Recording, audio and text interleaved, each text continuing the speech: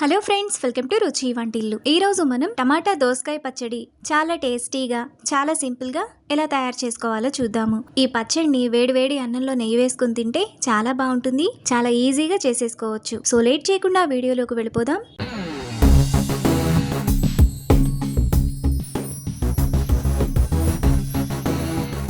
ముందుగా ఈ పచ్చడి చేసుకోవడానికి స్టవ్ మీద పాన్ పెట్టుకొని అందులో 1 టేబుల్ స్పూన్ ఆయిల్ వేసుకోవాలి. ఆయిల్ వేడైన తర్వాత 2 టేబుల్ స్పూన్ల పల్లీలు, 1 టీ స్పూన్ ధనియాలు వేసుకొని మీడియం ఫ్లేమ్లో ఫ్రై చేసుకోవాలి.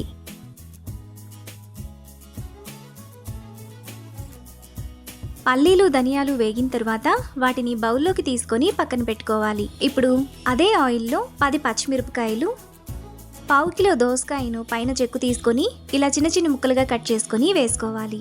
ఇప్పుడు ఒక 2 నిమిషాల పాటు మీడియం ఫ్లేమ్లో కలుపుకోవాలి.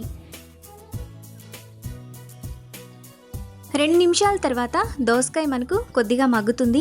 ఇప్పుడు చిన్న చిన్న ముక్కలుగా కట్ చేసుకున్న 5 టమాటా త్వరగా మగ్గడానికి 1/2 టీ స్పూన్ ఉప్పు, 1/2 టీ స్పూన్ పసుపు, 2-3 రెబ్బల చింతపండు వేసుకొని ఒకసారి కలుపుకోవాలి.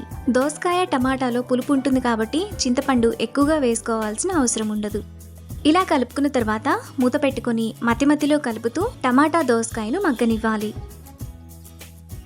టమాటా దోసకాయ ఈ విధంగా బాగా మగ్గిపోయి అందులో నీరంతా ఎగిరిపోయిన తర్వాత స్టవ్ ఆఫ్ చేసుకొని చల్లారనివ్వాలి.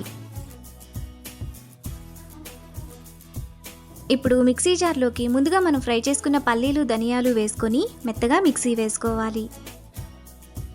ఇలా వేసుకున్న తర్వాత అందులో 10 కచ్చా పచ్చాగా దంచిన వెల్లుల్లి రెప్పలు, 1 టీ స్పూన్ జీలకర్ర, ముందుగా మనం పక్కన పెట్టుకున్న దోసకాయ టమాటా, టేస్ట్కి తగినంత ఉప్పు, 1/2 గంట కడిగిన కొత్తిమీర వేసుకొని కొంచెం బరకగా మిక్సీ వేసుకోవాలి.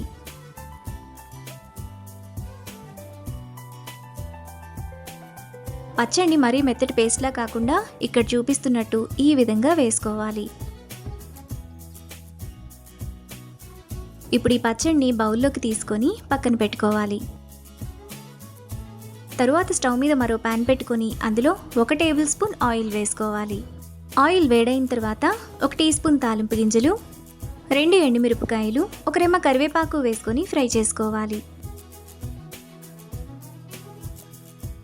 తాలింపు వేగిన తర్వాత పచ్చడిలో వేసుకొని కలుపుకోవాలి. ఈ టమాటా దోసకాయ పచ్చడి అన్నంలోకే కాకుండా దోశల్లో కూడా చాలా బాగుంటుంది.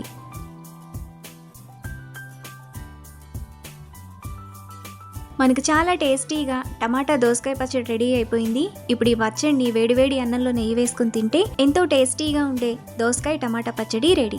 ఈ రెసిపీని మీరు కూడా ట్రై చేసి మీకు టేస్ట్ ఎలా కుదిరిందో నాకు కామెంట్స్లో షేర్ చేయండి. ఈ వీడియో కనుక మీకు నచ్చినట్లయితే లైక్ చేసి, షేర్ చేసి, సబ్స్క్రైబ్ చేయండి.